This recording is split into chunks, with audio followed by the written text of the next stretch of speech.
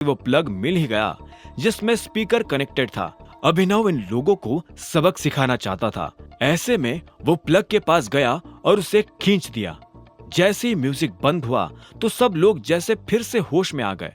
सभी के पैर रुक गए और एक आदमी ने चिल्लाते हुए कहा, अबे किसने बंद किया म्यूजिक? कौन है तू और अंदर कैसे आया? अभिनव ने उसे ध्यान से देखा और वो उसे पहचान गया। अभिनव ने बड़े प्यार से उस लड़के से पूछा, पहले आप बताइए कि आप कौन हैं? अभिनव का यह सवाल सुन वो लड़का गुस्से भरी नजरों से उसे देखने लगा। जब अभिनव ने उस लड़के से उसकी पहचान के बारे में पूछा तो पहले तो वो लड़का उसे गुस्से में देखने लगा, लेकिन अगले ही पल उसके होठों पर मुस्कान आ गई। आखिर में उसकी मुस्कान हंसी में बदल गई और उसने कहा, भाई तुझे ज्यादा चढ़ गई है क्या?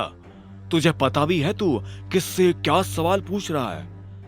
अभिनव भी उसे देख मुस्कुराया और बोला, हाँ मुझे पता है मैं क्या पूछ रहा हूं, क्योंकि मुझे नहीं पता कि मैं इस वक्त किससे बात कर रहा हूं और ये तो मुझे जरा भी समझ नहीं आ रहा कि मैं कहां खड़ा होकर बात कर रहा हूं। जब मैं अंदर घुसा तो ये एक कंपनी लग रही थी, लेकिन अब ये लग रहा है क्लब। अभिनव उस लड़की को छेड़ने की कोशिश कर रहा था और वो लड़का भी अच्छे से इस बात को समझ रहा था।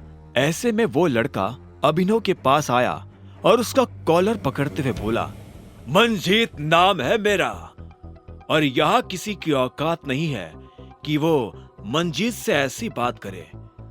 अभिनव ने एक पल के लिए मंजीत को देखा और बोला, ओ तो हेड ऑफ द सेक्रेटरीज आप ही हैं मंजीत जी? जैसे ही पीछे खड़े लोगों ने अभिनव का सवाल सुना तो वो सभी जोर से हंसने लगे। खुद मंजीत ने भी अभिनव का कॉलर छोड़ा और वो भी उनके साथ मिलकर हंसने लगा। तभी पीछे से एक लड़की ने कहा, मुझे लगता है कि ये कोई न्यू ज्वाइनी है। अभिनव ये सुनकर उस लड़की को घूरते हुए देखने लगा। उसे समझ नहीं आ रहा था कि बार बार उसे ये सवाल क्यों किया जा रहा था कि वो न्यू ज्वाइनी है या नहीं।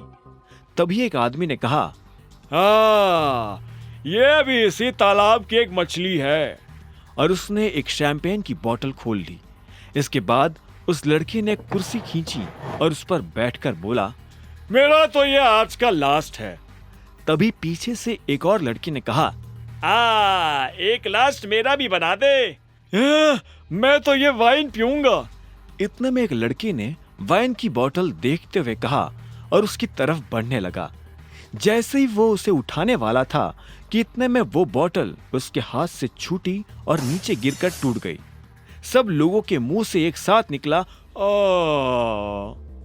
अभिनव को अभी भी समझ नहीं आ रहा था कि वहां चल क्या रहा है। ऐसे में उसने कहा, ये सब क्या हो रहा है और हेड ऑफ द सेक्रेटरीज कौन है? तुम्हें जानना है? इतने में अभिनव को अपने सवाल के जवाब में एक लड़की की मीठी सी आवाज सुनाई दी। अभिनव ने पलटकर देखा तो पाया कि एक सुंदर सी लड़की उसके सामने खड़ी थी। ये और कोई नहीं बल्कि वही लड़की थी जो मंजीत के साथ टेबल पर थी। अभिनव ने उसे देखते ही उससे नजरें फेर ली, लेकिन उसे उस लड़की से घिन आ रही थी। लेकिन उस लड़की ने अभिनव से कहा, ये तो तुम जानते ही हो कि ये मंजीत है, लेकिन तुम्हारी जानकारी के लिए बता दूं कि ये हेड ऑफ द सेक्रेटरीज से भी ऊपर है। अगर तुम्हें अपनी जॉब से पहले दिन फायर नहीं होना है तो ये जैसा बोले तुम्हें वैसा करना पड़ेगा। इतने में मंजीत आगे आया और ताली बजाते हुए बोला, चलो गाइस, पार्टी इज ओवर और इस जगह की सफाई का काम मैं हमारे न्यू ज्वाइनी को हैंड ओवर करना चाहूंगा, ताकि हम कल फिर से एक साफ सुथरी जगह पर पार्टी कर सके। अभिनव ने मंजीत की आंखों में देखा और बोला, ठीक है, लेकिन जब तक मैं सफाई करके फ्री ना होऊंगा तब तक क्या आप सभी लोग ऑफिस में ही मिलोगे?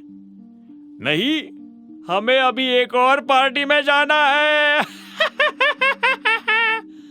एक लड़की ने पीछे से कहा और जोर से हंसने लगा। उसके साथ बाकी लोग भी हंसते जा रहे थे। अभिनव ने धीरे से हाँ में अपना सिर हिलाया और बोला, तो फिर आप मुझे थोड़ा सा टाइम दीजिए, मैं जरा दरवाजे से सफाई शुरू करता हूं। इतना कहते ही अभिनव तेजी से दरवाजे की तरफ बढ़ने लगा। इस बीच सभी लोग आपस में बात कर रहे थे और किसी का ध्यान इस बात पर नहीं था कि अभिनव क्या कर रहा था। उधर अभिनव दरवाजे के पास आया और उसने दरवाजा बंद कर दिया। इसके बाद उसने चाबी निकालकर अपनी जेब में डाली और फिर से उन लोगों की तरफ देखने लगा। इस बार ताली बजाने की बारी अभिनव की थी। अभिनव ने ताली बजाई और बोला, सो गाइस, अगर फन हो गया हो तो अब थोड़ी सी एक्सरसाइज कर ली जाए। इतना कहते ही अभिनव के चेहरे पर मुस्कान आ गई थी। एक लड़की ने उसे गुस्से में घूरते हुए देखा और बोली, क्या बकवास कर रहे हो? अभिनव ने मंजीत को देखा तो पाया कि वह अब किसी दूसरी लड़की के साथ जबरदस्ती करने की कोशिश कर रहा था। उसने तो अभिनव की बात तक नहीं सुनी थी। अभिनव मंजीत के पास आया और जैसे ही मंजीत उस लड़की के कंधे पर अपना हाथ रखने वाला था, अभिनव ने उसका हाथ पकड़कर उसे पीछे खींच लिया। लड़कियों की इज्जत करना सीखो सर, अभिनव ने ताना मारते हुए कहा और मंजीत का हाथ कसकर मरोड़ दिया। सारे लोग भागते हुए अभिनव की तरफ बढ़ने लगे। अभिनव ने मंजीत की गर्दन पर वार किया और मंजीत नीचे गिर गया। अभिनव के वार के बाद मंजीत को सांस लेने में भी बड़ी दिक्कत हो रही थी। जब बाकी लोग अभिनव पर हमला करने वाले थे तो वहां खड़ी लड़कियां अपने आप 2 कदम पीछे हट गई। अभिनव ने एक लड़के के पेट में लात मारी और दूसरे का हाथ पकड़कर अपनी तरफ खींचकर उसे उठाकर जमीन पर पटक दिया। एक के बाद एक वो उन लड़कों को पीटता जा रहा था। कुछ देर के बाद उन सभी लड़कों की हालत खराब हो गई थी। अभिनव ने उनके शराब का नशा तो उतार ही दिया था, पर फिर भी वो लोग जमीन पर पड़े हुए थे। ये देख बाकी लड़कियों को भी भले ही गुस्सा आ रहा था, लेकिन बस उस एक लड़की के दिल को सुकून मिल रहा था जिसके साथ मंजीत ने जबरदस्ती की थी। जब अभिनव नहीं थका और उसने मंजीत पर हाथ उठाने की कोशिश की तो इतने में मंजीत ने घबराकर हाथ जोड़ लिए और अभिनव के सामने गिड़गिड़ाने लगा।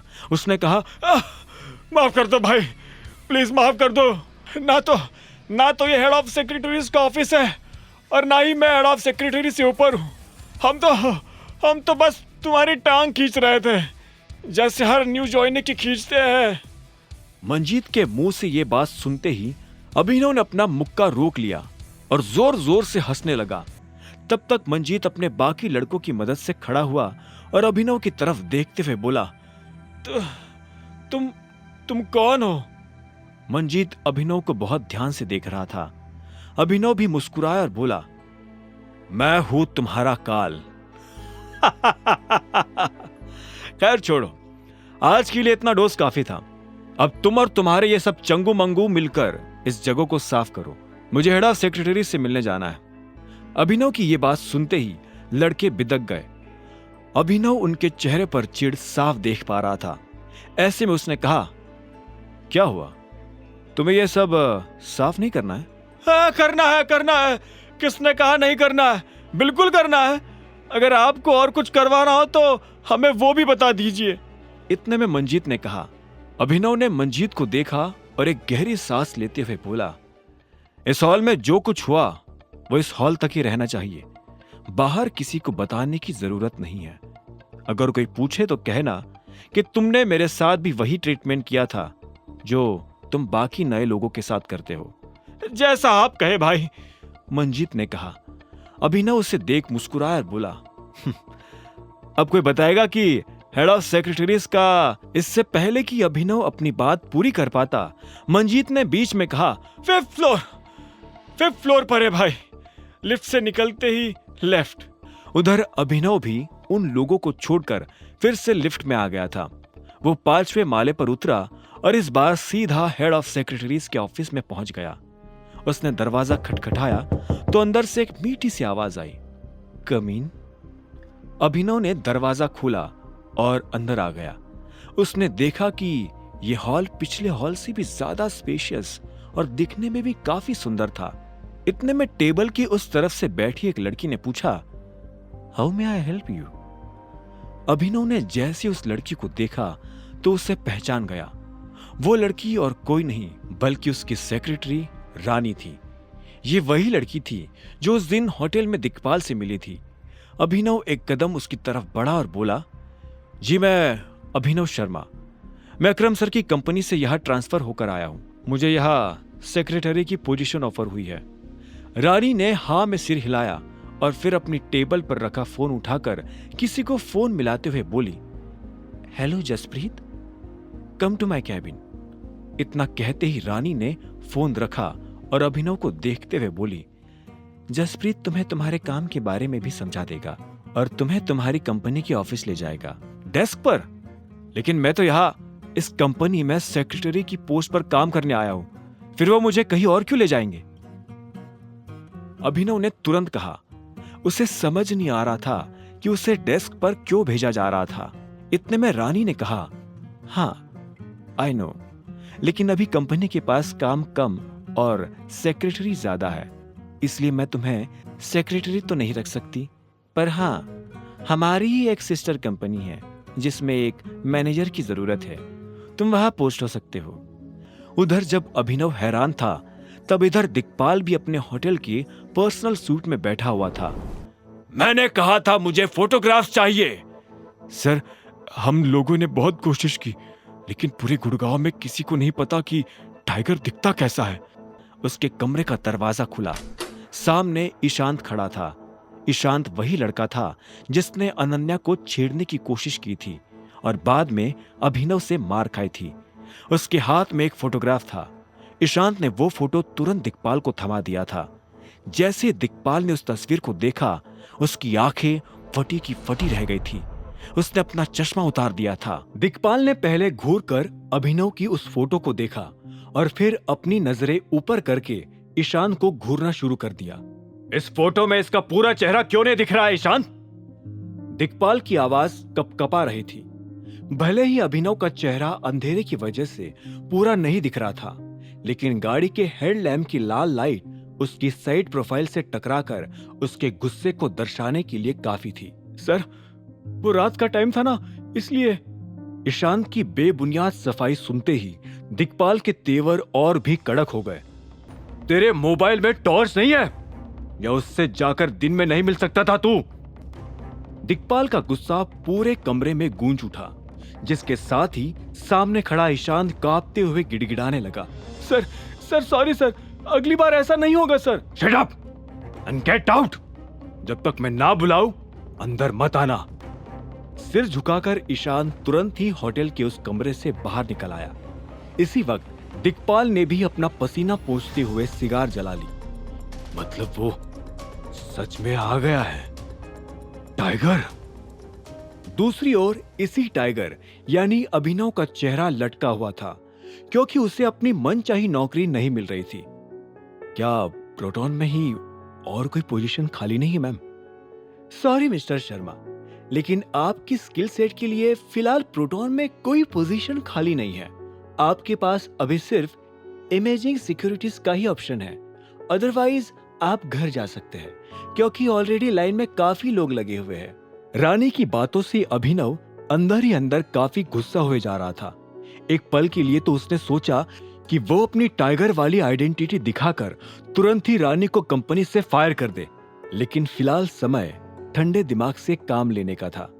इसी ठंडे दिमाग से अभिनव ने सोचा कि रानी पर नजर दूसरी कंपनी से भी रखी जा सकती थी, लेकिन अगर उसे फिलहाल कोई जॉब नहीं मिलती तो कुछ हो भी नहीं पाता। ठीक है, I accept the offer. Good, वैसे भी मैनेजर की पोजीशन तो काफी अच्छी होती है, रानी ने मुस्कुराते हुए कहा और जसप्रीत को उसे ले जाने का इशारा किया। अपनी नई कंपनी यानी इमेजिंग सिक्योरिटीज पहुंचते ही अभिनव को पता चला कि वो असल में काफी छोटी कंपनी थी। उसे फिर इस बात का भी एहसास हुआ कि रानी ने उसे सीधा मैनेजर की पोस्ट इसलिए दे दी थी क्योंकि छोटी मोटी कंपनी का मैनेजर होना कोई बड़ी बात नहीं थी। लिसन एवरीवन, मिस्टर अभिनव गढ़वाल ने ये कंपनी ज्वाइन कर ली है और यही तुम्हारे नए मैनेजर है। जैसा कि मैं हर बार कहता हूँ, बिजनेस से रिलेटेड सारी चीजें इन्हें ही रिपोर्ट करना। Got it? जसप्रीत ने इमेजिंग सिक्योरिटीज के सारे एम्प्लॉइज को एक साथ इकट्ठा करते हुए कहा, जिनकी तादाद मुश्किल से 50 भी नहीं थी। Yes sir. सभी एम्प्लॉइज की आवाज गूंज उठी। अभिनव को भी महसूस हुआ कि अब उसे कुछ कहना चाहिए था।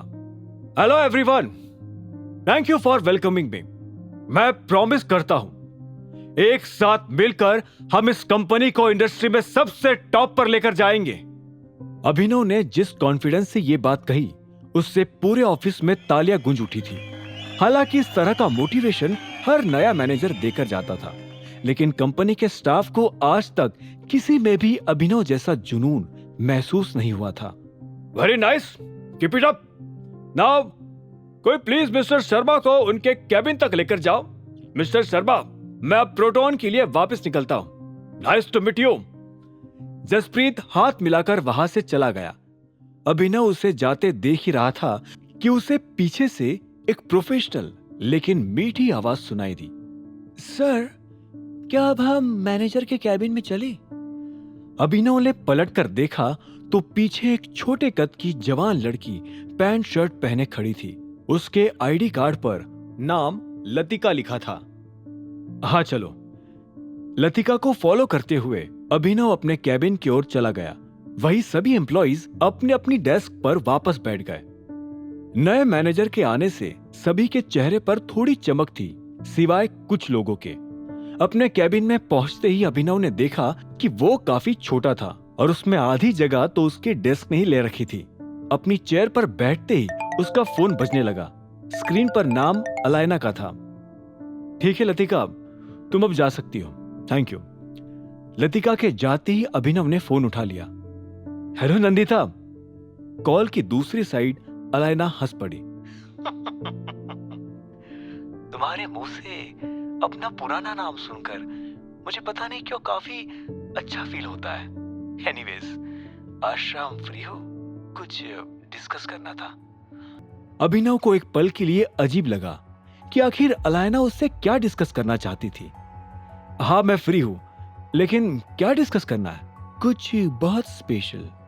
मैं तुम्हें एड्रेस और टाइम सेंड कर दूंगी। बाय। इससे पहले कि अभिनव कुछ और कह पाता, अलायना ने फोन रख दिया। कुछ ही देर में कई सारी फाइल्स का बंडल लेकर एक एम्प्लॉय अभिनव के कैबिन में आया। सर, ये कंपनी की सारी रिपोर्ट्स, कुछ मिसिंग लगे तो इन्फॉर्म कर दीजिएगा, चलता हूं। अभिनव ने सिर हिलाया और उन फाइल्स को एक एक करके देखने लगा। घंटों बीत जाने के बाद उसे एहसास हो गया कि ना सिर्फ कंपनी लॉस में थी, बल्कि नंबर्स में भी काफी घपलेबाजी थी। अभिनव ने डेस्क पर रखे टेलीफोन से सीधा अकाउंटेंट को लाइन पर लिया। मेरे कैबिन में आओ इमीडिएटली। कुछ ही मिनटों में अभिनव के कैबिन का दरवाजा बजा और एक लड़की अंदर आ गई। Hello sir, myself Myra. एक लड़की मुस्कुराते हुए आई। तुम हो अकाउंट से? अभिनव ने पूछा। नो, मैं ह्यूमन रिसोर्स से हूँ। आपसे कुछ डिस्कस करना था।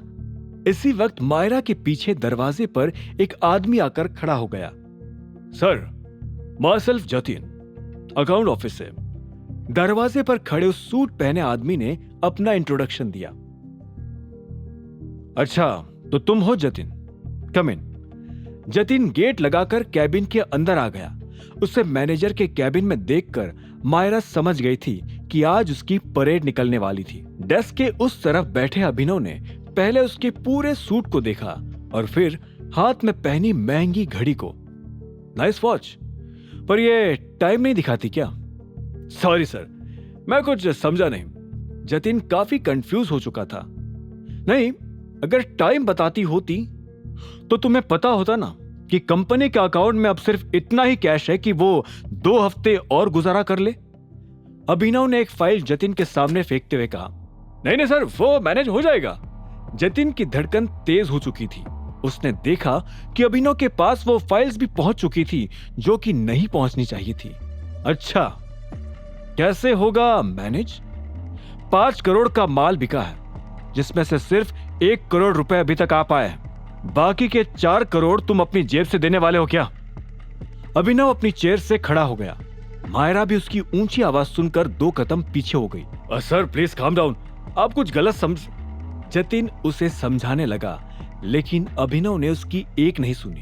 Shut up, you are fired Jatin. Sir please fire मत करो सर, प्लीज। जतिन हाथ जोड़कर गिड़गिड़ाने लगा था, पर अभिनव ने उस पर जरा भी रहम नहीं खाया। गेट आउट राइट नाउ, नहीं तो मैं गार्ड्स को कॉल कर दूंगा।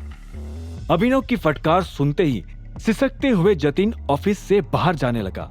अभिनव को थोड़ा बुरा भी लग रहा था, लेकिन फिर उसे एहसास हुआ कि इतने बड़े बिजनेस एम्पायर को चलाने के लिए टाइगर जैसा गरजना ही पड़ता है। कुछ सेकंड सोचने के बाद अभिनव की नजर मायरा पर पड़ी, जो एक कोने में सिमटी हुई खड़ी थी। मायरा, राइट? मुझे एक सेक्रेटरी की जरूरत है, और अब साथ ही एक अकाउंटेंट की पोजीशन भी खाली है। दोनों के लिए ओपनिंग्स डाल दो और इंटरव्यू की प्रोसेस भी स्टार्ट कर दो। ओके? श्योर सर, मायरा ने तुरंत ही अलर्ट होकर जवाब दिया। वैसे तुम्हें भी कुछ डिस्कस करना था ना? अभिनव ने पूछा। यस सर, वो एक्चुअली सेल्स टीम की कंप्लेंट है। एक बड़ा क्लाइंट मिला है, लेकिन उसे जितनी सप्लाई चाहिए उतने हमारे पास सीसीटीवी कैमरास नहीं है। मायरा ने धीरे से कहा। व्हाट डू यू मीन नहीं है? तो मैन्युफैक्चर करो ना। अभिनव ने नोटिस किया कि मायरा के होठों पर एक और प्रॉब्लम रेडी थी। सर, फंड्स नहीं है ना, हमें तुरंत ही लोन के लिए अप्लाई कर देना चाहिए, क्योंकि अगर ये क्लाइंट भी हाथ से गया तो कंपनी भी जाएगी। मायरा के मन में जो सच दबा था वो उसने हिचकिचाते हुए कह डाला। रिपोर्ट्स को देखने के बाद अभिनव को भी कंपनी की ये बुरी हालत पता हो गई थी, लेकिन लोन का नाम सुनते ही उसे काफी अजीब लगा। लोन के लिए क्यों अप्लाई करना है? मैं हैंडल कर लूंगा। अभिनव की ये बात सुनते ही मायरा का चेहरा पीला पड़ गया। उसे ये बात हजम नहीं हुई कि ये नया मैनेजर इतने सारे पैसे कहां से ले आएगा। दूसरी ओर अभिनव को भी एहसास हो गया कि वो फ्लो में कुछ ज्यादा ही बोल गया था। आई मीन, तुम मुझे कल तक जितना भी अमाउंट चाहिए उसका एक एस्टिमेट बनाकर दे दो, उसके बाद देखते हैं। अगर लोन के बिना कुछ हेल्प मिल पाए तो बेहतर होगा हमारे लिए, क्यों? अभिनव ने तुरंत अपनी गलती सुधार ली और वो अब ऑफिस से निकलने लगा। मायरा उसे जाते हुए देख रही थी। उसे अपना ये नया मैनेजर कुछ ज्यादा ही अजीब लग रहा था। अपनी गाड़ी लेकर अभिनव अब सीधा उस लोकेशन पर पहुंच गया जहां अलाइना ने उसे बुलाया था। वो एक्चुअली में एक सिनेमा हॉल था। सिनेमा हॉल की पार्किंग में पहुंचकर जैसे ही अभिनव ने अपना गेट खोला तो कुछ ही दूरी पर उसे वैभवी भी एक गाड़ी से उतरते हुए नजर आई। उन दोनों की नजरें उसी पल एक दूसरे से टकरा गई थी। वैभवी, जो पहले अभिनव को देखकर हैरान थी, अब उसकी खटारा गाड़ी देखकर हंसने लगी थी। अभिनव को पता था वो क्यों हंस रही थी, इसलिए वो उसे इग्नोर करते हुए सिनेमा हॉल की एंट्रेंस के पास पहुंच गया था। उसे महसूस हो गया था कि वैभवी उसके पीछे पीछे आ रही थी और वो अकेली भी नहीं थी। क्या बात है, लोग आजकल सिनेमा हॉल में भी बाहर से खाना ऑर्डर करने लगे हैं क्या? देवेन ने अभिनव की ओर देखकर हंसते हुए कहा। अभिनव उसका ताना समझ गया था, पर वो नहीं पलटा और सीधा अंदर जाने लगा। वैभवी और देवेन भी उसके पीछे पीछे आने लगे थे। सिक्योरिटी सबकी टिकट्स चेक कर रही थी और अभिनव के पास वो नहीं थी, इसीलिए वो साइड में जाकर अलाइना को फोन लगाने लगा था। देवेन ने उसे इस तरह कोने में खड़ा नोटिस किया और फिर एक तंज कसा। टिकट काउंटर तो पीछे रह गया दोस्त। हाय अभिनव, काफी टाइम हो गया मिले हुए, नहीं? देवेन के हाथों में हाथ डाले वैभवी ने अभिनव को चिढ़ाते हुए कहा। काफी टाइम, वैभवी। अभिनव ने एक सेकंड के लिए वैभवी की ओर देखा और फिर अपनी नजरें फोन की ओर घुमा ली। अलाइना फोन नहीं उठा रही थी, इसलिए अभिनव अब उसे मैसेज कर रहा था। वैसे तुम्हारी लाइफ कैसी चल रही है अनन्या सिंह के साथ शादी करके? वैभवी ने फिर से सवाल किया। अच्छी होगी डार्लिंग, देवेन ने बीच में कहा। फिलहाल अनन्या ही तो इसे पाल रही है, हैं? ये सूट भी उसी ने गिफ्ट किया होगा। क्यों? बस इस बेचारे को आज टिकट खरीदने की पॉकेट मनी देना भूल गई। अभिनव ने देवेन की आंखों में देखकर गहरी आवाज से कहा, यह सूट मैंने अपने पैसों से खरीदा है, ठीक है? खरीद लिया होगा देवेन, अकरम सर के यहाँ जॉब करता है वो। I mean, करता था, अब तो निकाल दिया इसको नौकरी से। वैभवी ने ताना मारा। अभिनव ये सुनकर एक पल के लिए हैरान हो गया। उसे समझ नहीं आ रहा था कि आखिर सभी लोगों को उसकी नौकरी छूट जाने के बारे में इतनी जल्दी कैसे पता लग रहा था। इसी वक्त उसे अलाइना का मैसेज आ गया। ट्रैफिक में फंसे होने की वजह से उसे अभी आने में थोड़ा वक्त लगने वाला था। चलो डार्लिंग, हमारे शो का टाइम हो गया है। देवेन ने घड़ी देखते हुए कहा। हाँ, पर हमारे टिकट्स? वैभवी ने पूछा। उसकी जरूरत नहीं है, पूरा हॉल बुक कर लिया है मैंने। हम दोनों के अलावा कोई नहीं होगा शो में। देवेन ने मुस्कुराते हुए वैभवी की ओर देखकर कहा, फिर अपनी नजरें उठाकर अभिनव को देखा। सुन भाई अभिनव, इस वाले शो की तो फुल बुकिंग मैंने कर ली है, तो अच्छा होगा कि तू घर ही चला जा। पूछा किसी ने? हाँ, एक बात याद रख देवेन, आज जो ये लड़की मेरे साथ कर रही है ना, कल तेरे साथ भी करेगी। इस पर पैसा बर्बाद करना बंद कर दे। अभिनव ने देवेन पर चढ़ते हुए कहा। देवेन ये सुनकर गुस्सा हो गया। वो आस्तीन चढ़ाकर अभिनव की कॉलर पकड़ने ही वाला था कि अचानक सूट पहना हुआ एक आदमी उनके पास आ गया। एक्सक्यूज मी, आप लोगों को लड़ाई करनी है तो प्लीज बाहर जाकर करिए, सिनेमा हॉल का माहौल मत बिगाड़िए। उस आदमी ने धीरे से कहा। आप कौन? देवेन ने उसकी ओर देखकर पूछा। मैं सिनेमा हॉल का मालिक लोकेश खन्ना हूं। उस आदमी ने एक फीकी सी मुस्कान के साथ अपना इंट्रोडक्शन दिया। देवेन ने अपनी नजर तुरंत ही अभिनव की ओर घुमा ली और उस पर सारा ब्लेम डाल दिया। ये लड़का हमें परेशान कर रहा है, इसके पास टिकट भी नहीं है। अभिनव देवेन की ओर घूरने लगा। उसे परेशान करना उन दोनों ने शुरू करा था, लेकिन अब बात वही पलटा रहा था। सर, टिकट नहीं है तो प्लीज बाहर जाइए, लोकेश ने कड़ी आवाज में अभिनव से कहा, जिससे अभिनव का खून खौल उठा था। सबसे पहली बात तो यह है कि मैं इन्हें परेशान नहीं कर रहा हूं, ये मुझे परेशान कर रहे थे। दूसरा, मैं बिना टिकट नहीं घुस रहा हूं, किसी का वेट कर रहा हूं यहां। अभिनव ने देवेन की ओर घूरते हुए कहा। इससे पहले कि लोकेश कुछ बोल पाता, वैभवी बीच में ही बोल पड़ी। तो वेट बाहर जाकर भी हो सकता है ना मिस्टर अभिनव गढ़वाल? एग्जैक्टली। यहाँ अंदर तो ऐसे खड़ा है जैसे इसके बाप का सिनेमा हॉल हो, ऊपर से बदतमीजी अलग कर रहा है। देवेन ने वैभवी की बात में बात मिलाई। अभिनव ने गुस्से से देवेन की कॉलर पकड़ ली। देवेन भी गुस्से में आकर उसका गला पकड़ने ही वाला था कि अचानक लोकेश ने उसे पीछे धक्का देकर अलग कर दिया। सर, ये क्या कर रहे हैं आप? देवेन ने अपने आप को संभालते हुए कहा। मेरे सिनेमा हॉल के आगे लड़ाई नहीं। देवेन को इतना कहकर लोकेश अभिनव की ओर पलट गया।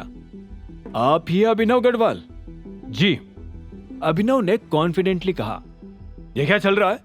मैंने पूरा थिएटर बुक किया है इस शो के लिए, और यहाँ आकर ऐसा ट्रीटमेंट। देवेन लोकेश के ऊपर भड़क उठा। एक सेकेंड, कौन सा थिएटर? आज तो हमने किसी बाहर के कस्टमर के लिए पूरा थिएटर बुक ही नहीं किया है, लोकेश ने भौहें नीचे करते हुए कहा। अरे, अभी शाम को ही मैंने बुक किया है, ऐसा कैसे? सर, आज ये थिएटर किसी और के लिए ऑलरेडी बुक्ड है, आपसे गलती से बुक हो गया होगा। डोंट वरी, बुकिंग कैंसिल हो जाएगी, और अगर आपका पेमेंट डिडक्ट हुआ होगा तो 1 वीक में रिफंड हो जाएगा, कॉम्पेंसेशन के साथ, ठीक है? किसके लिए बुक किया है? हाँ, मैं उसे डबल पैसा दे दूंगा, पर बुकिंग मेरी ही होगी। देवेन को ऐसे चिल्लाते देखकर लोकेश एक पल के लिए फिर से पलटकर उसे देखने लगा। जरूरत नहीं है, किसी और डेट को आ जाइए। उसने अपना चेहरा फिर से अभिनव की ओर घुमा लिया। यह आपने ठीक नहीं किया है। I will see you in the court. बहुत बुरा केस लगाऊंगा तुम्हारे सिनेमा हॉल पर। देवेन गुस्से से उबले जा रहा था। जब लोकेश से सहा नहीं गया तो उसने कहा, चल चल निकल यहां से, वरना यही तेरी पिक्चर बना दूंगा, निकल। ये बात सुनकर देवेन घबरा गया। इधर लोकेश ने अभिनव से पूछा, मिस्टर गढ़वाल, तुम, मेरा मतलब आप नंदिता का वेट कर रहे हैं? लोकेश ने धीरे से पूछा। अभिनव भी उसके मुंह से नंदिता का नाम सुनकर थोड़ा हैरान हो गया था। हाँ, पर आपको कैसे पता? अभिनव के सवाल का जवाब लोकेश ने सिर्फ एक मुस्कान के साथ दिया। सर, प्लीज मेरे साथ आइए। अभिनव थोड़ा कंफ्यूज होकर लोकेश के साथ अंदर जाने लगा। सिक्योरिटी, उस बदतमीज कपल को बाहर निकालो यहां से। लोकेश ने चलते हुए अपने पास खड़े गार्ड को ऑर्डर दिया। लोकेश का ऑर्डर सुनते ही वैभवी और देवेन की आंखें फटी की फटी रह गई, और इससे पहले कि गार्ड अपनी जगह से हिल भी पाता, वो दोनों वहां से हड़बड़ी में चले गए। लोकेश भी अब अभिनव को हॉल के अंदर लेकर आ चुका था। अभिनव उस हॉल के चारों ओर देखकर समझ चुका था कि ये जरूर ही उस मूवी थिएटर का सबसे महंगा हॉल था। नंदिता तो यहाँ दिन में ही आने वाली थी मिस्टर गढ़वाल, पता नहीं वो अभी तक आई क्यों नहीं। लोकेश ने डिम लाइट्स ऑन करके अभिनव की ओर देखा, जिसके चेहरे पर एक सवाल तैयार था। आप अलायना के असली नाम को कैसे जानते हो? अभिनव के सवाल खत्म होते ही लोकेश धीरे से नजरें नीचे करके आगे आकर झुक गया, जैसे कि आप, मेरा मतलब है तुम जानते हो टाइगर। आप कौन हो और क्या कहना चाहते हो? अभिनव का सवाल सुनते ही लोकेश एक कदम पीछे हो गया। उसे महसूस हो रहा था कि उसके सामने वाकई टाइगर ही खड़ा था। टाइगर? मुझे उस रात संजय सर को मेरे साथ पार्टी में आने के लिए नहीं बोलना चाहिए था। लोकेश की ये बात सुनकर अभिनव के चेहरे पर शिकन और भी ज्यादा बढ़ चुकी थी। आप पापा को कैसे जानते हो? मैं सब कुछ जानता हूं, लेकिन तुम मुझे कैसे भूल गए? चाचू चाचू कहते थकते नहीं थे बचपन में। लोकेश की बात खत्म होती ही अभिनव शॉक्ड होकर 2 कदम पीछे हो गया। उसके मन में अचानक वो फ्लैशबैक चलने लगा, जब वो उसके किसी अंकल के साथ दूसरी गाड़ी में बैठा था और उसके पिता पीछे चल रही तीसरी गाड़ी में आ रहे थे। अगर मैं जिद पर ना हटता तो वो एक्सीडेंट भी नहीं होता। सामने खड़े लोकेश की आंखें नम हो गई थी। अभिनव के मन में अभी भी वो सालों पुराना दृश्य ही चल रहा था, जिसमें लोकेश को गोली लगने की वजह से गाड़ी कंट्रोल से बाहर जाकर एक पेड़ से टकरा गई थी और लोकेश तुरंत ही बेहोश हो गया था। अभिनव को भी चोट लग गई थी और उसके सिर से खून निकल रहा था, लेकिन उसे उस वक्त भी अपने पिता की ही चिंता हो रही थी। अब कुछ याद आया टाइगर? लोकेश ने अपने आंसू पोंछते हुए पूछा। और इसी वक्त पुराने हादसे की सोच में खोया हुआ अभिनव भी अपने होश में वापस आया। उसने गहरी सांस ली और धीरे से कहा, हाँ, मुझे याद आ गया। आप ही थे वो आदमी जिन्हें मैं लोकेश चाचू कहकर पुकारता था, और आपकी वजह से आज। Sorry tiger, I am really sorry. I know, ये सब मेरी वजह से ही हुआ था।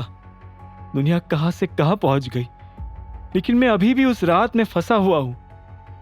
मुझे पता है मलाल करने से कुछ नहीं होगा, पर मैं सिवाय मलाल के और कर भी क्या सकता हूं। I am really sorry. Lokesh ने भरी आंखों के साथ अभिनव से यह सब कुछ कहा। अभिनव की आंख से भी एक आंसू निकल आया था। आपने इतने सालों में मुझे एक भी बार ढूंढने की कोशिश क्यों नहीं की? अभिनव ने अपने आप को संभालते हुए पूछा। लोकेश ने कहा, इतने सालों से तुम्हें ढूंढने के लिए दिन रात एक कर डाली थी टाइगर, लेकिन जब कुछ ना हाथ लगा तो ऐसे लगने लगा कि तुम्हारी भी एक्सीडेंट के बाद उस गाड़ी के ब्लास्ट में ही मौत हो गई थी। काश हो जाती, अभिनव ने पलटकर धीरे से कहा। उसके शब्द सुनकर लोकेश फिर से उसके सामने आकर झुक गया। ऐसा मत कहो टाइगर, तुम्हें जो सजा देनी हो मैं तैयार हूं। बस अपने आप को अकेला महसूस मत करो। तुम्हारा ये अंकल आज भी तुम्हारे लिए कुछ भी करने को तैयार है। अभिनव ने लोकेश को झुकते हुए देख फिर से उसे उठाया और उसके कंधे पर हाथ रखते हुए कहा, अगर कुछ भी करने के लिए तैयार है तो इस तरह झुकिए मत। आप मेरे लिए अंकल थे और आज भी हो। अब मुझे यह भी समझ आ गया है कि नंदिता ने यहीं पर मिलने के लिए क्यों बुलाया था। अभिनव ने भी फीकी मुस्कान लाकर कहा, जिस पर लोकेश मुस्कुराकर बोल पड़ा, तुम दोनों बचपन में एक दूसरे के बिना सांस भी नहीं लेते थे। इतने सालों बाद आज अचानक उसने मुझे फोन करके बोला कि टाइगर आ गया है, थिएटर खाली रखना है। मैं भी 1 मिनट के लिए शॉक हो गया था। इसी वक्त थिएटर का गेट अचानक खुल गया। आप दोनों मेरे बिना ही सारी बातचीत कर लोगे क्या? मीठी आवाज में शिकायत करते हुए अलायना अंदर आ गई। उसके चेहरे पर आज अलग सी खुशी नजर आ रही थी। वक्त आने पर यह भी बता दूंगा दोनों को, लेकिन अभी तुम बताओ, क्या स्पेशल न्यूज देने के लिए यहाँ पर बुलाया है? अभिनव ने अलायना की स्माइल नोटिस करते हुए पूछा। वेल, सबसे पहले तो अंकल से तुम्हारा रीयूनियन करवाना चाहती थी, लेकिन तुम दोनों की बातें सुनकर लगता है कि वो ऑलरेडी हो चुका है। तो अब डायरेक्टली दूसरी बात पर आती हूँ। मोंटी कल सुबह ही वापस आ रहा है। अलायना ने अभिनव और लोकेश के नजदीक आकर कहा। यह खबर सुनते ही अभिनव के हाव भाव रूखे पड़ गए। कल ही आ रहा है? वो तो 1-2 महीनों बाद आने वाला था ना? अभिनव ने भौहें ऊपर करते हुए कहा। वो तो मुझे भी नहीं पता, पर तुम अचानक इतने टेंस क्यों हो गए? तुम्हें तो खुश होना चाहिए। उसके कल ही वापिस आने से तुम्हें भी कल ही सारी कंपनीज के ऊपर अपना हक मिल जाएगा, है ना? अलायना ने नोटिस कर लिया था कि ये खबर सुनकर अभिनव खुश नहीं हुआ था, जिससे वो थोड़ा कंफ्यूज भी हो गई थी। अलायना, तुम्हें पता है ना, कंपनी में एक गद्दार है, उसे पकड़ने के लिए मुझे अभी भी नॉर्मली ही रहना पड़ेगा। अभिनव ने खुश ना होने की सफाई देते हुए कहा। हालांकि मोंटी के रिटर्न से वो खुश क्यों नहीं था, इसके पीछे कारण दूसरा था। अभिनव को डर था कि कहीं मोंटी को इस बात की भनक तो नहीं लग गई थी कि टाइगर लौट आया है, नहीं तो वो इस तरह अचानक क्यों आएगा। मुझे तो ये समझ नहीं आ रहा है कि मोंटी एकदम से कैसे वापस आ रहा है। अलायना ने अपना सिर हिलाकर सोचते हुए कहा। इसमें समझने जैसा क्या है? तुम भी जानती वो कितना मूडी इंसान है, जब चाहे जहां चाहे चल पड़ता है। अभिनव ने अलायना के दिमाग में आ रहे डाउट को पहले ही क्लियर कर दिया ताकि उसे बाद में कोई शंका ना हो। तो फिर अब क्या करना है? मोंटी के आ जाने के बाद तुम कंपनी के उस गद्दार को कैसे पकड़ोगे? अलायना ने अभिनव से आई कांटेक्ट करते हुए पूछा। अलायना ने मोंटी के आने की खबर दे दी थी, लेकिन अभिनव नहीं चाहता था कि वो अभी ही उसके सामने आ जाए। मोंटी भले ही कल आ रहा हो, लेकिन तुम मत बताना उसे कि मैं भी वापस आ गया हूं।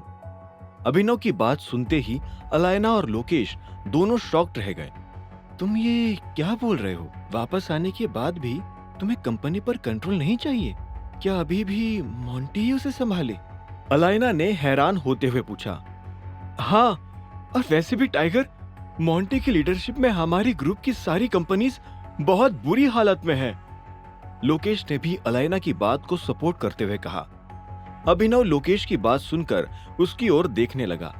वो कुछ बोल नहीं रहा था, लेकिन ये बात जरूर समझ गया था कि मोंटी को बिजनेस चलाना नहीं आता था। उसकी नई कंपनी इमेजिंग सिक्योरिटीज की डगमगाती हालत भी इस बात का सबूत थी। अभिनव, कुछ तो बोलो। अभिनव को शांत खड़ा देख अलायना बेचैन हुए जा रही थी।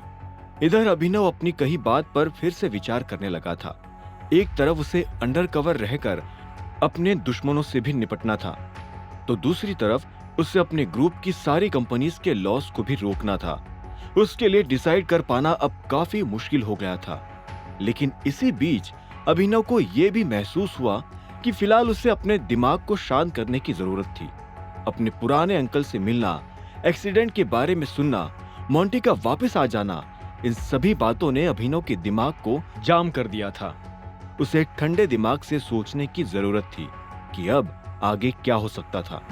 टाइगर, अभिनव।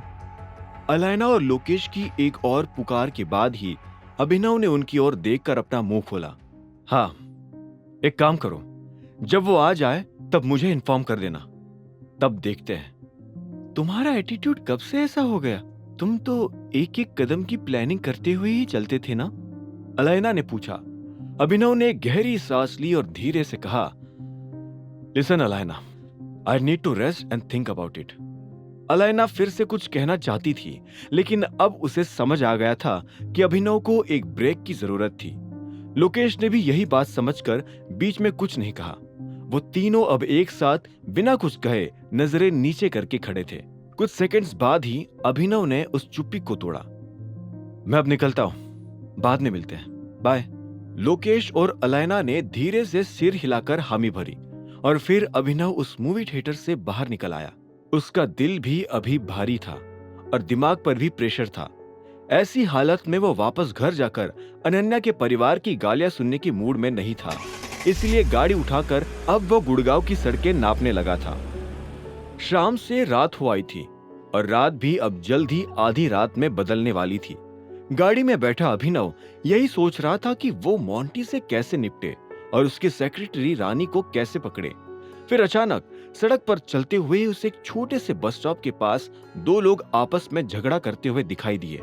अभिनव थोड़ा आगे गया तो उसने देखा कि उनमें से एक लड़का था और एक लड़की। बहुत होशियार बनती है तू, हाँ? ये जितना भी एटीट्यूड है ना तेरा, सब झाड़ के रख दूंगा यहीं पर। लड़के ने लड़की को पीछे धकेलते हुए चिल्लाया, श्याम, अपनी हद में रह और मुझसे तमीज से बात कर। और अगर तुझे नहीं पता कि लड़कियों से कैसे बात की जाती है तो जा और अपनी माँ को बोल कि वो तुझे बात करने की तमीज सिखाए। लड़की भी उस लड़के से दूर होते हुए उस पर चीखे जा रही थी। वो एरिया थोड़ा सुनसान था, इसलिए दोनों की आवाजें किसी को भी सुनाई नहीं दे रही थी। माँ को क्यों बीच में लाई? उस लड़के ने भड़क कर गुस्से में लड़की का गला पकड़ लिया। अभिनव ये नजारा देखते ही अपनी गाड़ी से उतरकर उन दोनों के पास भाग कर गया। अबे छोड़ उसको। लड़के ने जब पलट कर देखा तो वो अभिनव को देखकर हैरान हो गया। उस लड़की की भी जब सांस में सांस आई तो वो अभिनव को देखकर हैरान हो गई। अभिनव तुम? उस लड़की ने पूछा। चाहत, ये सब क्या हो रहा है? अभिनव ने उसकी तरफ घूरते हुए कहा। फिर उसने उस लड़के को भी देखा। वो लड़का भी अभिनव को घूर रहा था। इतने में चाहत को न जाने क्या सूझा और वो सीधा अभिनव से जाकर गले लग गई और बोली, अभिनव, ये लड़का मुझे परेशान कर रहा है। ये मेरे पीछे पड़ा हुआ है। बाबू, आई एम रियली सॉरी। मैं तुमसे नाराज होकर होटल से निकल तो आई, लेकिन मुझे नहीं पता था कि मैं इतनी बड़ी मुसीबत में फंस जाऊंगी। आज के बाद तुम जो कहोगे मैं वही करूंगी, पर प्लीज मुझे इससे बचाओ। चाहत के मुंह से यह सब सुनकर सिर्फ अभिनव ही नहीं बल्कि श्याम भी हैरान हो गया था। सब जानता हूं मैं, ये आदमी कोई तेरा बॉयफ्रेंड नहीं है, श्याम ने कहा।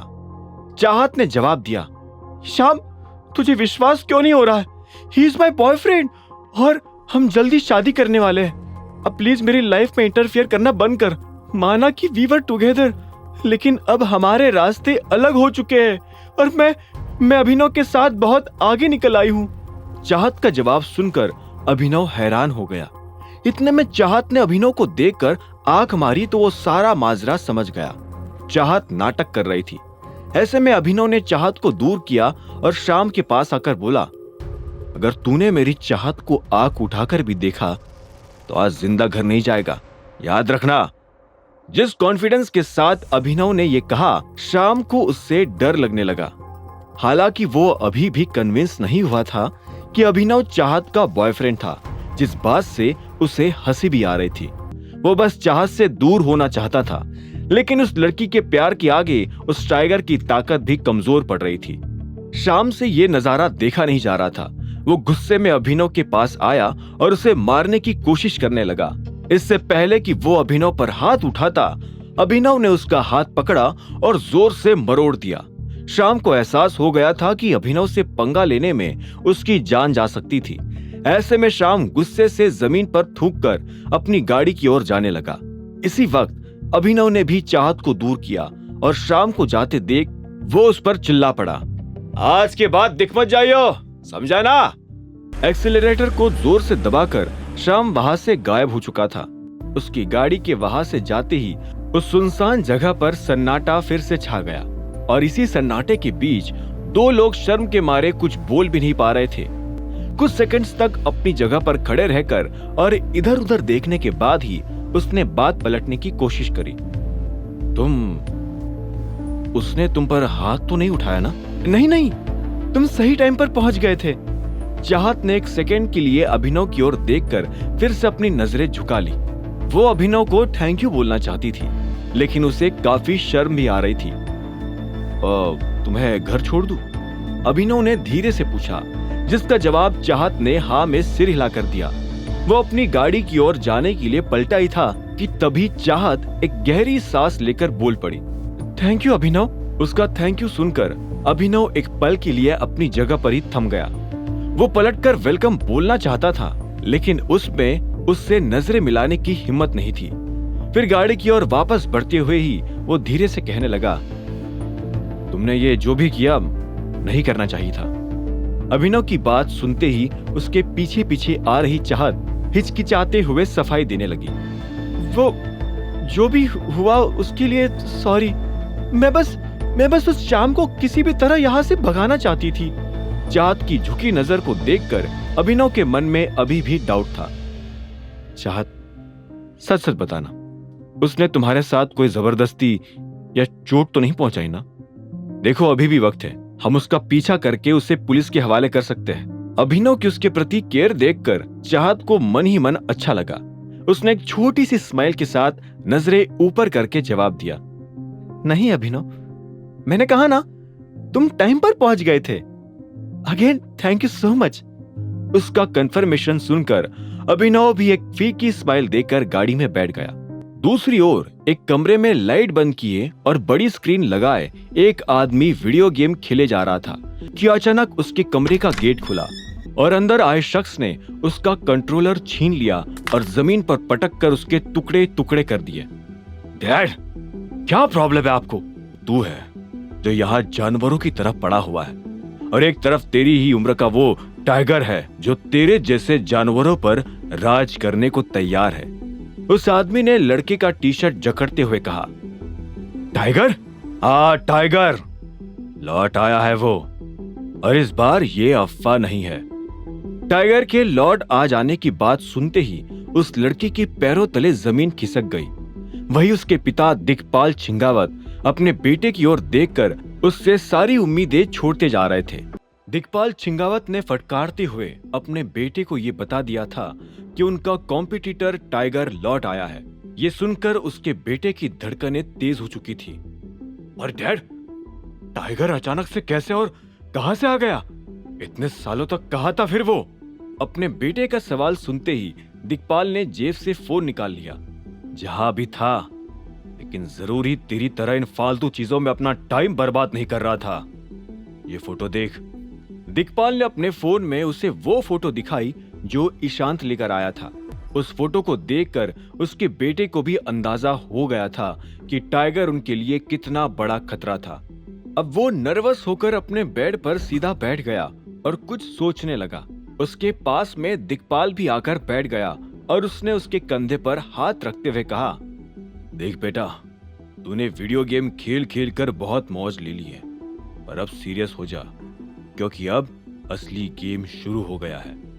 अपने पिता की बात सुनकर उस लड़के ने धीरे से उनकी ओर देखा और थोड़ा डरते हुए अपना सिर हिलाया।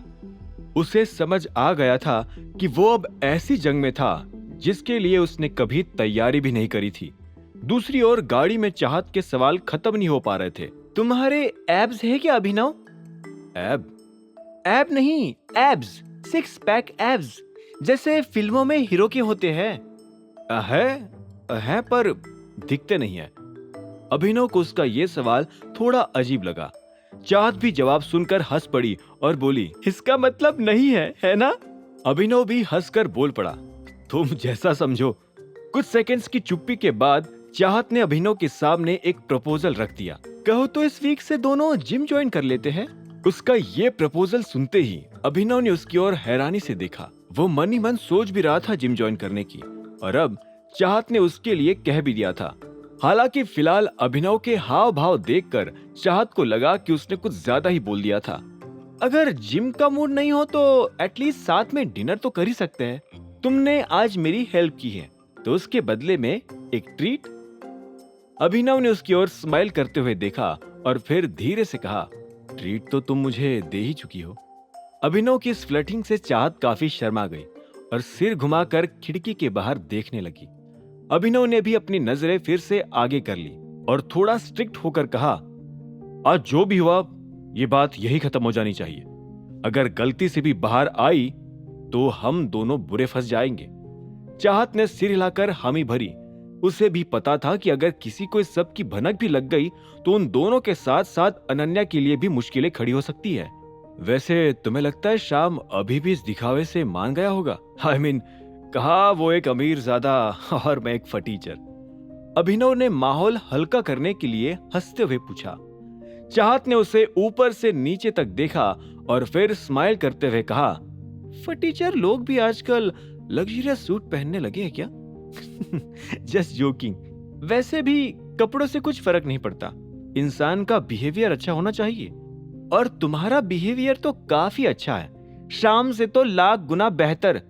अभिनव को चाहत की इस बात में कई मतलब दिखाई दे रहे थे, इसीलिए वो समझ नहीं पाया कि कैसे रिएक्ट करे। कुछ सेकंड्स तक शांत रहने के बाद ही फिर उसने धीरे से जवाब दिया, काश अनन्या भी मेरे लिए ऐसा ही सोचने लगे, प्रॉब्लम्स वैसे ही कम हो जाएंगे। अभिनव की इस बात पर चाहत की फिर से हंसी छूट गई। अनन्या फिलहाल तो तुमसे नफरत करती है, पर आगे का पता नहीं। बट एक बात है, वो शुरू से ही काफी जिद्दी रही है। मैं उसे बचपन से जानती हूँ। एक बार अगर उसके दिल में किसी के लिए नफरत घुस जाती है तो बस घुस जाती है। और फिर तुमने तो उसके साथ जो किया, I mean, तुम दोनों के बीच जो हुआ उसके बाद तो इससे पहले कि चाहत अपनी बात पूरी कर पाती, अभिनव ने बीच में कहा, उस रात हम दोनों के बीच कुछ नहीं हुआ था। यह सुनते ही चाहत हैरानी से अभिनव को देखने लगी। ऐसे क्या देख रही हो? अभिनव ने कहा। नहीं, कुछ नहीं, चाहत ने कहा और खिड़की की तरफ अपनी नजर घुमा ली। उसके होठों पर एक छोटी सी मुस्कान थी। कुछ देर के बाद चाहत ने कहा, वो हाउस, बस वहां रोक दो। चाहत ने अचानक कहा और अपने घर की ओर उंगली से इशारा किया। अभिनव ने उसके विला के सामने गाड़ी रोक दी। थैंक यू अगेन अभिनव, और जो भी हुआ उसके लिए sorry. Bye. It's okay. Abhinav ने सिर हिलाकर उसे माफ कर दिया और चाहत उसकी ओर स्माइल करते हुए पलटकर अपने घर में चली गई। उसे जाते देख अभिनव यही सोच रहा था कि अलायना के अलावा सिर्फ यही एक लड़की थी जो उससे इतनी अच्छी तरह पेश आती थी। वो नहीं जानता था कि चाहत के असली इरादे क्या थे, लेकिन उसे अंदर ही अंदर ये भी महसूस होता था कि उस लड़की का मन साफ था। कभी वो अभिनव को जासूस लगती थी तो कभी दोस्त। जब अभिनव दोबारा अनन्या के घर जाने के लिए रवाना हुआ तो उसके दिमाग में फिर से मोंटी का नाम उभर आया। मोंटी कल वापस आ रहा था। उसे उससे निपटकर कंपनीज को भी अपने हाथों में लेना था। वही साथ साथ टाइगर की आइडेंटिटी छिपाकर अंडर कवर भी रहना था। हालांकि अब भी उसके सामने सवाल यही था कि वो ये कैसे करेगा। यही सब सोचते हुए अभिनव घर पहुंच गया। दरवाजा खोलते ही उसने देखा कि लिविंग रूम में कोई नहीं था। बेडरूम के पास जाकर भी उसने गेट धीरे से खोला ताकि अनन्या डिस्टर्ब ना हो जाए, और अपनी पैरों की उंगलियों पर चलकर वो काफी सावधानी से बेड के एक कोने पर आकर सो गया। अगली सुबह अभिनव अनन्या से पहले उठ गया था और डाइनिंग टेबल पर भी जल्दी पहुंच गया था। पापा जी, कंपनी कैसे चल रही है? शर्मिला ने बात छेड़ डाली। सुबह सुबह डाइनिंग टेबल पर कुछ भी बात होने से अभिनव को काफी चिढ़ होती थी। उसे लगता था कि ये परिवार डाइनिंग टेबल के अलावा किसी और जगह कभी साथ बैठता ही नहीं था, इसलिए इनकी बातचीत भी सिर्फ खाते हुए ही होती थी। कंपनी अच्छी चल रही है, सनी काफी मेहनत कर रहा है, हरदेव ने भारी आवाज में कहा। उनकी टोन सुनकर शर्मिला समझ गई थी कि वो अनन्या से काफी नाराज थे। पापा जी, आप एक बार और अनन्या को चांस तो दीजिए, वो सनी से भी ज्यादा सिंसियर है अपने काम। इसी वक्त अनन्या ने पीछे से आकर शर्मिला के कंधों पर हाथ रख दिया और उसे शांत रहने का इशारा किया। शर्मिला आह भरते हुए अपने नाश्ते पर ध्यान देने लगी और अनन्या उसके बगल में आकर बैठ गई। उन दोनों की ओर नजरें घुमाते हुए हरदेव ने फिर अभिनव की ओर देखा। अभिनव, तुम्हारी नौकरी चली गई है, क्या ये बात सच है? दादाजी, आपको किसने बताया ये? अनन्या ने हैरान होकर पूछा। सनी ने बताया। वो आजकल काफी खबरें रखने लगा है। मंडे तक प्रोटॉन पब्लिशर से उसकी डील भी फाइनल हो जाएगी, हरदेव ने गर्व करते हुए कहा। वो यही चाहता था कि इस न्यूज को सुनकर अनन्या थोड़ा अपने बारे में सोचे कि फिलहाल वो कहाँ है और उसका भाई कहाँ पहुंच गया है। प्रोटॉन पब्लिशर्स तो टाइगर की कंपनी है ना? अपनी कंपनी का नाम सुनते ही अभिनव ने हरदेव की ओर देखकर कहा। टाइगर का नाम सुनकर हरदेव का सीना और भी चौड़ा हो चुका था। हाँ, उनके ग्रुप की सबसे बड़ी कंपनी। मुझे लगा नहीं था कि सनी उनके साथ डील क्रैक कर पाएगा, पर लड़के ने वाकई कर दिखाया। हरदेव की बातों से अनन्या को यही महसूस हो रहा था कि उनकी कंपनी का कंट्रोल वो सनी को ही देने वाले थे। ऐसी सिचुएशन में उसके हाथ में कुछ नहीं आने वाला था, और यही सोच सोचकर अनन्या अब ठीक से नाश्ता भी नहीं कर पा रही थी। प्रोटॉन तो एक एडवर्टीजमेंट कंपनी है ना पापा जी? और अनन्या ने भी तो कॉलेज में अपना स्पेशलाइजेशन एडवर्टीजमेंट ही लिया था ना? मुझे तो लगता है वो उनसे और भी अच्छे से डील कर सकती थी। शर्मिला ने अनन्या की तरफदारी करते हुए कहा। हाँ, पर इन मैडम के पास टाइम भी तो होना चाहिए ना बिजनेस के बारे में सोचने का। जब ये दोस्तों के साथ गाड़ियों में घूम रही थी, क्लब में जा रही थी, शॉपिंग करने जा रही थी, तब सनी अकेले ही प्रोटॉन के साथ मीटिंग्स हैंडल कर रहा था। अब जब उसकी मेहनत से ये डील फाइनल हो पा रही है, तो तुम कह रही हो कि तुम्हारी बेटी और बेहतर कर सकती थी। हरदेव ने शर्मिला को ऊंची आवाज में जवाब दिया। उसने वो सब कुछ कह दिया था जो वो अनन्या के लिए अपने अंदर दबाए बैठा था। हरदेव की बातें सुनकर अभिनव को भी लग रहा था कि ये डील सनी की ही मेहनत से हुई थी। हालांकि उसे ये भी पता था कि सनी अपने आप में कोई अच्छा इंसान नहीं था। उसने जरूरी कुछ न कुछ तिकड़म बैठाया होगा जिससे इस डील की कमान अनन्या के हाथों में कभी आ ही नहीं पाई थी। हरदेव से नजर हटाकर जब उसने अनन्या की ओर देखा तब उसने नोटिस किया कि उसकी आंखों में से एक आंसू टपक गया था। उसे महसूस हुआ कि फिलहाल उसे भी अनन्या के लिए कुछ बोलना चाहिए था। दादाजी, अभी कॉन्ट्रैक्ट तो साइन हुआ नहीं है, तो आप अनन्या को भी एक मौका देकर देखिए ना। हो सकता है वो प्रोटॉन से निगोशिएट करके एक और भी अच्छी डील क्रैक कर ले। अभिनव की बात सुनते ही टेबल पर बैठे सभी लोग उसे घूरने लगे। तुम ये क्या बकवास कर रहे हो? अनन्या ने उसकी ओर गुस्से से देखकर फुसफुसाया। तुमसे किसी ने पूछा है क्या करना चाहिए और क्या नहीं? अपना मुंह बंद रखो। शर्मिला भी उसके ऊपर भड़क गई। तुम्हारी खुद की जॉब तो जा चुकी है, तो फिर हमें क्यों एडवाइस दे रहे हो? अनन्या ने अपनी माँ की बात को सपोर्ट करते हुए कहा। उसे डर था कि कहीं अभिनव की बात से हरदेव और गुस्सा होकर अभी ही कंपनी सनी के नाम ना कर दे। हरदेव भी अपने होठों पर ताना लिए हुए उसे घूरे जा रहा था। अभिनव ने उसे नोटिस कर लिया था और इससे पहले कि वो कुछ बोल पाए अभिनव ने ही अपनी सफाई दे दी। मैं तो सिर्फ सजेस्ट कर रहा था, और वैसे भी मेरी कोई नौकरी नहीं गई है, मुझे आज भी काम पर जाना है। क्या? तो फिर ये खबर कहां से आ रही है कि तुम्हारी नौकरी चली गई है? कोने में बैठे राजीव ने हैरान होकर पूछा। नौकरी नहीं गई, बल्कि दूसरी कंपनी में ट्रांसफर हो गया है। पोजीशन भी इस बार मैनेजर की मिली है। अभिनव ने बात खत्म करते हुए शर्मिला और अनन्या की ओर देखा, जो अभी उसे नौकरी खोने पर सुना रहे थे। सच बोल रहे हो तुम? हरदेव ने अभिनव की आंखों में देखकर भारी आवाज में पूछा। सच कह रहा हूं दादाजी, नई जॉब भी अकरम के रेफरल से ही मिली है। अभिनव ने सिर हिलाकर कॉन्फिडेंटली कहा। इतनी जल्दी प्रमोशन हो गया, बहुत खूब। हरदेव ने पानी पीते हुए कहा। उनकी बात सुनकर अभिनव के चेहरे पर भी गर्व से हल्की सी मुस्कान आ गई थी। नैपकिन से अपना मुंह पोंछकर फिर से हरदेव ने आगे बोलना शुरू किया। मुझे अभिनव की बात में दम लग रहा है, इस डील में अनन्या को भी शामिल होना चाहिए। हरदेव ने अनन्या की ओर देखा। इस बार थोड़ा डिसिप्लिन से काम करना। मैं आशा करता हूँ कि तुम और भी अच्छी डील कर पाओगी प्रोटॉन से। अपनी बात कहते हुए ही हरदेव डाइनिंग टेबल से उठकर चले गए। कांग्रेचुलेशंस बेटा, दादाजी मान गए। शर्मिला ने अनन्या के हाथ पर हाथ रखते हुए कहा। हालांकि अनन्या के हाव भाव खुश होने की जगह और भी ज्यादा बिगड़ गए थे। उसने अपनी नजरें अभिनव की ओर घुमाई और किलसते हुए कहा, तुम बोलने से पहले सोचते भी हो? इतना घटिया आइडिया आ भी कैसे गया तुम्हारे दिमाग में? अनन्या का गुस्सा देखकर अभिनव काफी कंफ्यूज हो गया। जिस डील में ना होने की वजह से कुछ ही देर पहले उसके आंसू निकल आए थे, अब उसे पाकर वो गुस्सा कर रही थी। अभिनव को ऐसा लग रहा था कि कोई भी काम अगर उससे जुड़ते हुए होता है तो अनन्या को तकलीफ ही होती थी। अनन्या, अब क्या हो गया तुम्हें? इस डील में आने के लिए तो तुम कुछ भी करने को तैयार थी, और अब अभिनव की मदद से तुम्हें चांस मिल गया है तो तुम उस पर क्यों उल्टा भड़क रही हो? राजीव ने डांटते हुए अनन्या से पूछा। टेबल पर बैठे बाकी लोग भी अब ये जानना चाहते थे कि उसे अचानक क्या हो गया था। अभिनव के आइडिया से हरदेव ने अनन्या को एक और चांस तो दे दिया था, लेकिन अनन्या इस बात से जरा भी खुश नहीं थी। बकवास आइडिया? तुम्हारे दादाजी तो इस आइडिया को अप्रूव करके गए, अब क्या प्रॉब्लम है तुम्हें? अभिनव ने थोड़ा चिढ़ते हुए पूछा। अनन्या आ भरकर उसकी ओर देखकर भड़क उठी। तुम समझते क्यों नहीं हो? डील मंडे को होने वाली है और आज ऑलरेडी फ्राइडे है। अब डील में आकर क्या उखाड़ लूंगी मैं? सब कुछ तो सनी ऑलरेडी कर चुका होगा।